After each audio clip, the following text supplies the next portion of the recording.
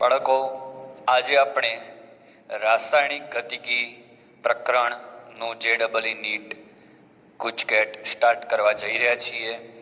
તો રાસાયણિક ગતિકી ઘણા બધા ટોપિકોથી ભરેલું છે. એમાં આપણે પહેલા પ્રક્રિયાના વેગની વાત કરીએ, કારણ કે એક્ઝેક્ટલી આ ચેપ્ટર મુખ્યત્વે તો અંતે પ્રક્રિયા વેગ માટે જ બનાવેલું છે. કારણ કે પ્રક્રિયા વેગ શોધવામાં જ તકલીફ પડતી હતી, બીજા બધા ચેપ્ટરો આ કામ નતા કરી શકતા. જેમ કે ઉષ્માગતિશાસ્ત્ર પ્રક્રિયાનો આપમેળે થવાની વૃત્તિ આપે, પણ તે પ્રક્રિયા આપમેળે થાય એટલું જ કહી શકે, કેટલા સમયમાં પૂરી થશે એ તમને ખબર ના પડે. તો આ બધી વાતો સોલ્વ કરવા માટે રાસાયણિક ગતિકી આવે એટલે આપણે પ્રક્રિયા વેગની વાત કરીએ. તો પ્રક્રિયા વેગ મુખ્યત્વે ત્રણ રીતે દર્શાવવામાં આવતો હોય છે. એક પ્રારંભિક વેગ, એટલે પ્રક્રિયા શરૂ થયો ત્યારનો વેગ, પ્રારંભિક વેગ. ઓકે. બીજો વેગ આવે ત્વરિત વેગ, તાત્ક્ષણિક વેગ. અને ત્રીજો જે વેગ છે એ છે સરેરાશ વેગ, એવરેજ. આ પહેલો પોઈન્ટ. બીજું કે જે વેગ છે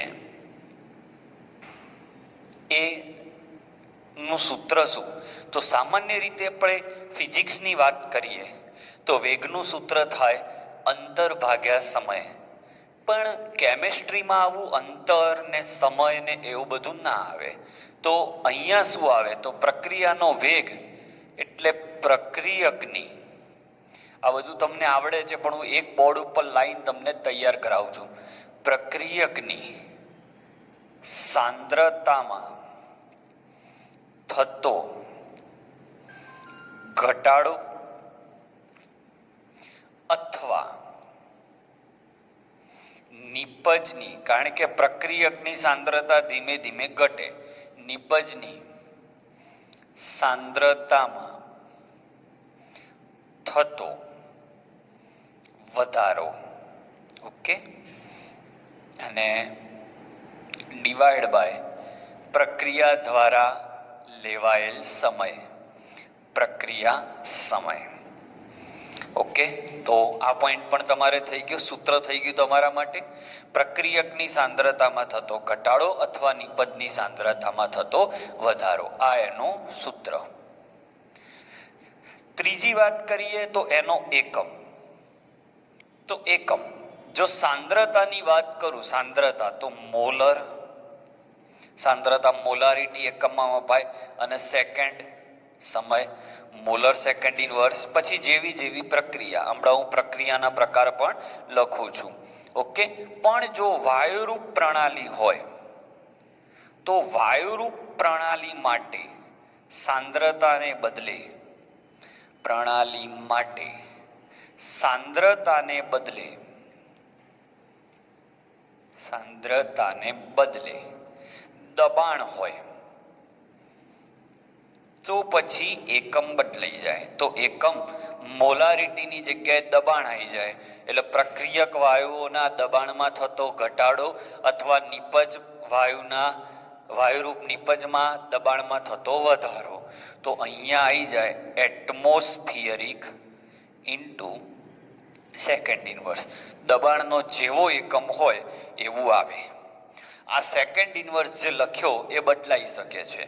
ઓકે. કેમ બદલાઈ શકે છે? કારણ કે મેં તમને કહ્યું એમ કે સમય સેકન્ડમાં પણ લાગે, નેનો સેકન્ડ પણ લાગે, મિનિટ પણ લાગે અને વર્ષો પણ લાગે. ઓકે. તો વેગ વિશે આટલી માહિતી તમને ખબર હોવી જોઈએ. હવે આપણે થિયરીમાં એ જ ટોપિક વેગ જ છે આજનો, એના પર આપણે બીજી ચર્ચા કરીએ. આનો સ્ક્રીનશોટ લઈ લો. ચલો. હવે વેગના આધારે અથવા ગતિના આધારે વેગના આધારે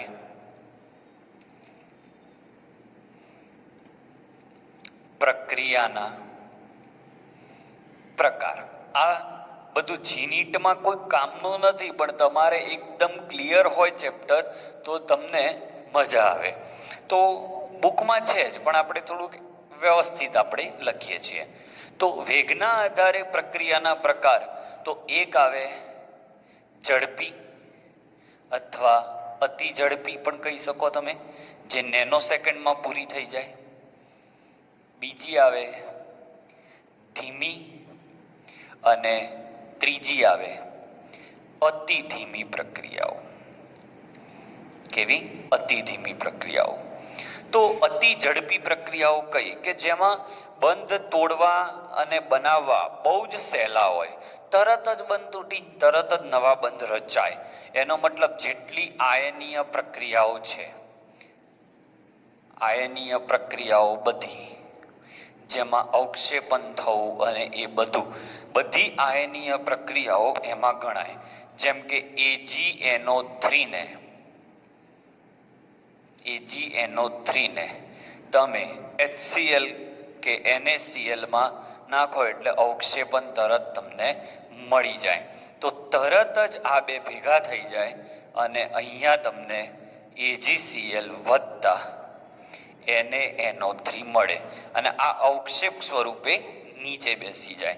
તો બધી જ આયનીય પ્રક્રિયાઓ એ અતિ ઝડપી છે. એ ઉપરાંત કાર્બનિક વિસ્થાપન પ્રક્રિયાઓ, કાર્બનિક વિસ્થાપન પ્રક્રિયાઓ એટલે એક પરમાણુ દ્વારા બીજા પરમાણુનું વિસ્થાપન થવું, એ પણ એમાં આવશે. બીજો પ્રકાર છે એ છે ધીમી અથવા મધ્યમ ગતિની પ્રક્રિયાઓ. તો એમોનિયમ નાઇટ્રાઇટનું વિઘટન થવું, ડેલ્ટા વિઘટન પ્રક્રિયાઓ ધીમી હોય તો આમાં તમારે N2+ 2H2O છૂટા પડે. ઓકે, વિઘટન પ્રક્રિયા છે આ. એ જ રીતે H2O2 નું તમે વિઘટન કરો તો વિઘટન પ્રક્રિયાઓ એ આ રીતે ધીમી હોય છે. અને અતિ ધીમી, બહુ જ વાર લાગે કે જે પૂરી જ ના થાય, તો એ છે યુરેનિયમનું વિકિરિત થવું. વિકિરિત થવું એટલે એમાંથી સતત વિકિરણો ઉત્પન્ન થયા જ રાખે. આ અતિ ધીમી, આમાં વર્ષો લાગી જાય. એટલે આના આધારે તમારે જુદા જુદા, મેં કહ્યું એમ, જુદા જુદા એકમો મળતા જાય સમયના. ઓકે, તો ધ્યાનમાં રાખવાના 3 પોઈન્ટ. ખાસ વાત કે રાસાયણિક ગતિકીમાં આનો અભ્યાસ અને આનો અભ્યાસ શક્ય નથી. આ બેનો અભ્યાસ શક્ય નથી. કેમ? કારણ કે આ બે જે પ્રક્રિયાઓ છે, અતિ ધીમી પ્રક્રિયાઓના અભ્યાસ કરવા માટે તમારે લાંબો સમય ત્યાં બેસી રહેવું પડે, અને અતિ ઝડપી પ્રક્રિયાઓના અભ્યાસ કરવા માટે આપણી જોડે એટલો સમય જ ના હોય. અતિ ઝડપી નેનો સેકન્ડમાં પૂરી થઈ જાય. એટલે ધીમી પ્રક્રિયાઓનો અભ્યાસ રાસાયણિક ગતિકીમાં થાય છે.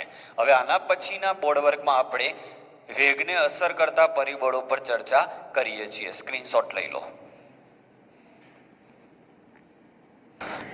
ચલો બાળકો, હવે આપણે એક એક કરીને પોઈન્ટ ભણતા જઈએ. વેગને અસર કરતા પરિબળો. આજે આપણે પોસ્ટમોર્ટમ કરી નાખવાનું છે વેગનું. વેગને અસર કરતા પરિબળો. શોર્ટમાં ફટાફટ આપણે સ્ટાર્ટ કરીએ. સૌથી પહેલા સાંદ્રતા. તો જેમ પ્રક્રિયકની સાંદ્રતા વધારશો એમ વેગ વધશે. આર વેગને આપણે રેટ કહી દઈશું. એટલે આ ચેપ્ટરમાં જ્યાં જ્યાં હું આર લખું એનો મતલબ વેગ. તો પ્રક્રિયકની સાંદ્રતા વધારશો તો આર વધશે, લસ એટેલિયરના નિયમની જેમ. હવે જો વાયુરૂપ પ્રક્રિયાઓ હોય, ઘણીવાર આપણે કહી ચૂક્યા છીએ, જો વાયુરૂપ પ્રક્રિયા હોય તો એમાં શું જોવામાં આવે છે બાળકો? દબાણ. કારણ કે વાયુને કોણ અસર કરે? દબાણ. તો એમાં શું જોવાનું? જો પ્રક્રિયકના વાયુરૂપ મોલ વધારે હોય, NR is greater than NP, તો દબાણ વધારવાથી પ્રક્રિયાનો વેગ વધશે. જેમ કે 2A ગેસ હોય એમાંથી B ગેસ બનતો હોય તો તમે જુઓ પ્રક્રિયકના વાયુરૂપ મોલ વધારે છે, તો જેવું તમે દબાણ વધારશો એટલે આ વધશે, આના મોલ વધશે, PV બરાબર NRT, આના મોલ વધશે એટલે સીધી પ્રક્રિયા પુરોગામી દિશામાં થશે. ઓકે, અને જો આની જગ્યાએ ઊંધું હોય, NR is less than NP હોય તો શું કરવાનું? તો આમાં પ્રક્રિયકના મોલ ઓછા છે, નિપજના વધારે, તો પ્રક્રિયકના વાયુરૂપ મોલ ઓછા હોય તો દબાણ ઓછું રાખવાનું, તો વેગ વધશે. ઓકે, તો થશે. તો અહીંયા ઉદાહરણ તરીકે આપણે ઊંધું ઉદાહરણ લઈ શકીએ છીએ કે A ગેસમાંથી 2B ગેસ. તો આ રીતે તમારી પાસે બે ઉદાહરણ વાયુરૂપ પ્રક્રિયાના થઈ ગયા. જો વાયુરૂપ ના હોય તો સાંદ્રતા ધ્યાનમાં લેવાય છે. ત્રીજો પોઈન્ટ જે એને અસર કરે છે એ છે તાપમાન. સામાન્ય રીતે તાપમાન વધારવાથી પ્રક્રિયાનો વેગ વધતો હોય છે, સામાન્ય રીતે. પણ જો ઉષ્માક્ષેપક પ્રક્રિયા હોય તો તાપમાન ઓછું રાખવાનું. તો આ ત્રીજો પોઈન્ટ થયો તાપમાન. ચોથો પોઈન્ટ આવે છે એ છે સક્રિયકરણ ઉર્જા. સક્રિયકરણ ઉર્જા એટલે શું? તો એનું સિમ્બોલિક રિપ્રેઝન્ટેશન કંઈક આવું છે, આ EA, એક્ટિવેશનલ એનર્જી, પ્રક્રિયા થવા માટે જરૂરી ઉર્જા. હવે માનો કે મારે કોઈ પ્રક્રિયકને ઉર્જા કરાવી છે, એવું કે મારે તો 40 કિલોજૂલ ઉર્જા જોઈએ, તો એટલી આપણી જોડે ઉર્જા ના હોય તો પ્રક્રિયા ના થાય. એટલે જેટલું સક્રિયકરણ ઉર્જા ઊંચી હશે તો એટલો વેગ ઓછો થઈ જશે, કારણ કે એટલી ઉર્જા આપણી જોડે ના પણ હોય. અને જો સક્રિયકરણ ઉર્જા ઓછી હશે તો પ્રક્રિયા સરળથી થશે, એટલે વેગ વધારે હશે. 4 પોઈન્ટ. પાંચમો પોઈન્ટ લઈએ, ઉદ્દીપક. ઉદ્દીપક તો બધા જ જાણો છો. ઉદ્દીપક એક એવો પદાર્થ છે જેના ઉમેરણથી, ઉદ્દીપકના ઉમેરણથી માત્ર પ્રક્રિયાનો વેગ વધે. યાદ રાખજો, નિપજના જથ્થામાં કોઈ ફરક પડતો નથી, સંતુલન અચળાંક પણ બદલાતો નથી. That is the point. Okay, હવે જે એક બે પોઈન્ટ હું તમને કહેવા જઈ રહ્યો છું એ બહુ અગત્યના છે, જે તમે બરાબર ધ્યાનથી સમજજો.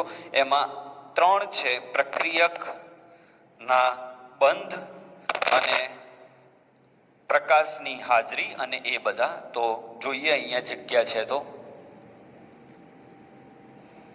અહીંયા જોઈએ. પ્રક્રિયકના સ્વભાવ પર, પ્રક્રિયકના સ્વભાવ એટલે કે બંધ જો પ્રબળ હોય, સીધી વાત છે, પ્રક્રિયકના અણુઓ વચ્ચે બંધ પ્રબળ હોય તો એ બંધ તોડવા મુશ્કેલ થઈ જાય. જેમ કે એક પ્રક્રિયા આપણે લઈએ કે NO +